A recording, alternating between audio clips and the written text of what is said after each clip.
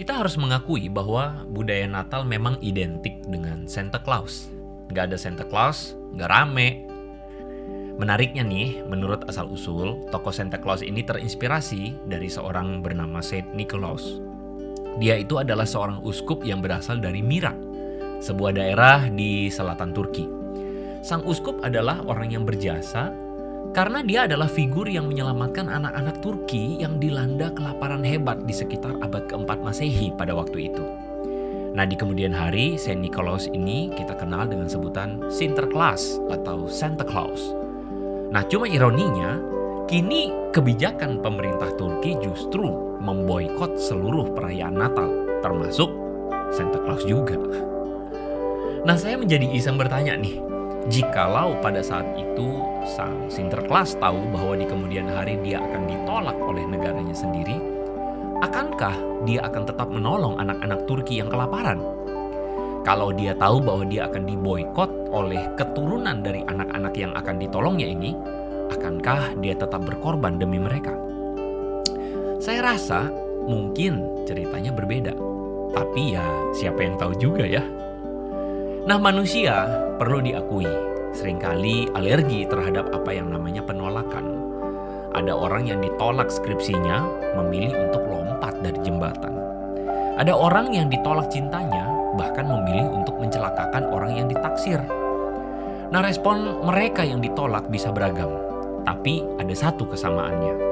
Manusia itu tidak suka ditolak. Orang yang ditolak cenderung menarik diri, bahkan meninggalkan atau tidak lagi memperdulikan orang yang menolaknya. Maka patutlah di momen Natal ini kita bertanya, bagaimana jika Tuhan yang ditolak? Yohanes pasal 1 ayat 11 mengatakan dengan jelas, Ia, Yesus, datang kepada milik kepunyaannya, tetapi orang-orang kepunyaannya itu tidak menerimanya. Ayat ini jelas bahwa Yesus mengatakan Yesus itu ditolak oleh dunia yang diciptakannya. Bahkan kalau kita melihat konteksnya, mereka yang menolak Sang Anak Allah justru adalah mereka yang menyebut dirinya kaum keturunan Israel, keturunan Abraham. Mereka yang paling sering menolak dia adalah kaum beragama. Mereka yang paling sering mengklaim diri sebagai golongan yang dekat dengan Tuhan. Nah, Anda mungkin bingung bagaimana mungkin mereka menolak Yesus. Karena ayat 12 dan 13 memberikan keterangan kepada kita bahwa mereka yang menerimanya adalah mereka yang pertama, percaya kepada Mesias, dan yang kedua, bukan dilahirkan secara jasmani, melainkan dilahirkan dari roh. Nah, pada kedua hal inilah orang Israel gagal dalam menerimanya. Nah, ketika membaca bagian ini saya jadi waspada nih. Jangan-jangan saya dan juga mungkin Anda yang bernama Kristen terhitung juga sebagai orang-orang yang menolak dia. Bagaimana mungkin?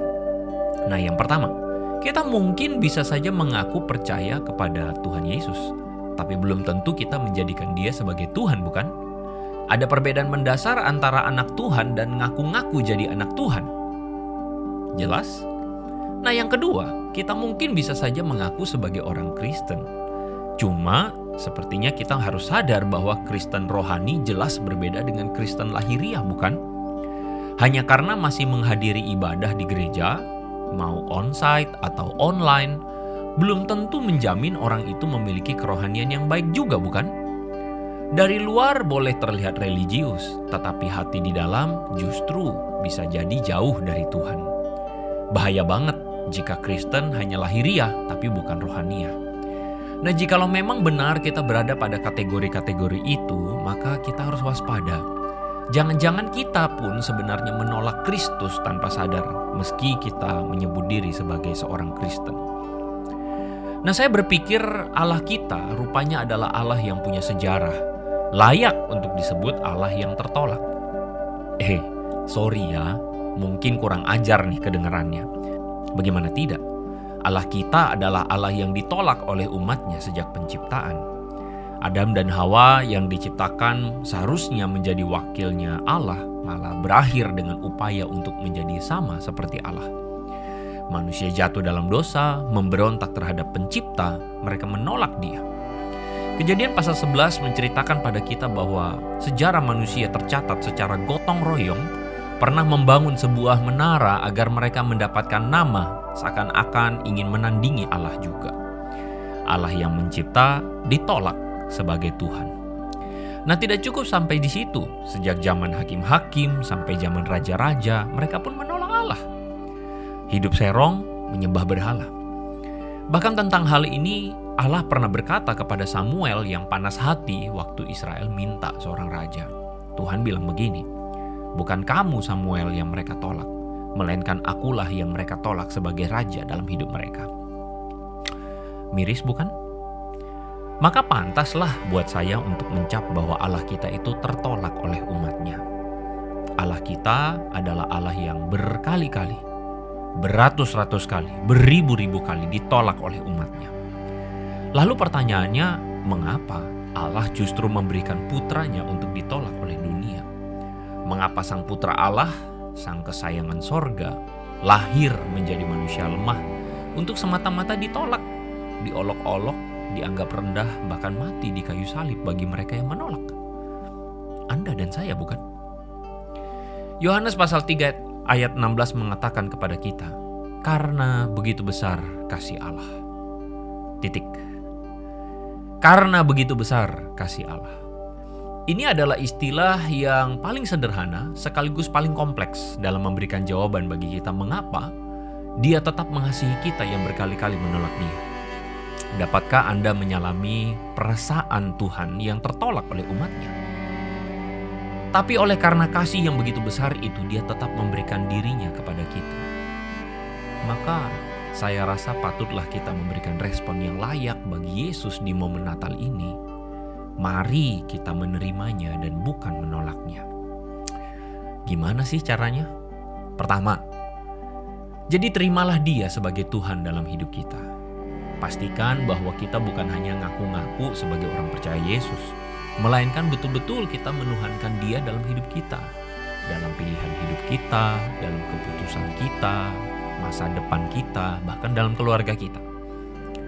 Dan yang kedua, pastikan bahwa kekristenan kita bukan kekristenan yang sifatnya hanya jasmani doang, melainkan kekristenan kita bertumbuh secara rohani, mengalami peningkatan kualitas dalam hubungan bersama Tuhan, dan juga menghasilkan buah-buah pertobatan dalam pikiran, perkataan, dan tindakan kita. Tidak hanya menerimanya saya rasa, tapi juga di dalam memaknai Natal saya ingin agar kita mencontek kualitas kasih Allah dalam hidup kita, yakni mengasihi seperti Allah mengasihi kita. Dalam relasi keluarga antar pasangan, kerap kali saya menjumpai kekecewaan yang mendalam. Ada pasangan yang terlanjur kecewa karena kasih yang ditunjukkan ternyata tidak diresponi dengan baik, tidak berbalas oleh pasangan. Malah ada yang dikhianati, merasa kasihnya ditolak. Nah, maka dalam momen Natal ini saya ingin supaya kita memaknai kembali kasih Allah yang juga mengalami penolakan.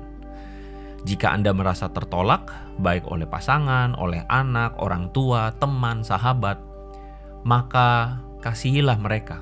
Karena kita pun dikasihi Allah meskipun kita banyak menolak Dia. Seberapa kita memaknai kasih Allah dalam hidup kita menentukan seberapa kita menyikapi penolakan orang-orang sekeliling kita. Sudah berapa kali kita semua melewati momen Natal, tetapi berapa banyak di antaranya berlalu hanya sekadar sebuah perayaan dan bukan pemaknaan. Kita merayakan Natal, larut dalam lagu Natal, dekorasi yang menawan, kado yang menyenangkan. Tapi apakah kita mengalami Natal yang sesungguhnya? Jikalau selama ini kita mengharapkan kado di hari Natal, mengapa kita tidak memberikan kado kepada Sang Kristus yang sangat mengasihi kita, yang hari ini kita rayakan kelahirannya? Kado terbaik bagi Dia tentu bukan kado jasmani, melainkan sebuah kado, yakni tempat di hati kita ketika kita membuka hati kita, agar Dia lahir di sana, bertahta dan memerintah hidup kita. Menerimanya sebagai Tuhan, memberikan diri diperbaharui olehnya, dan mengasihi orang lain sebagaimana kita dikasihi oleh Allah. Semoga Natal ini menjadi Natal yang mengubahkan kita semua. Dari Andre Tunggal untuk Hello God. Stay connect with Hello God. God bless you.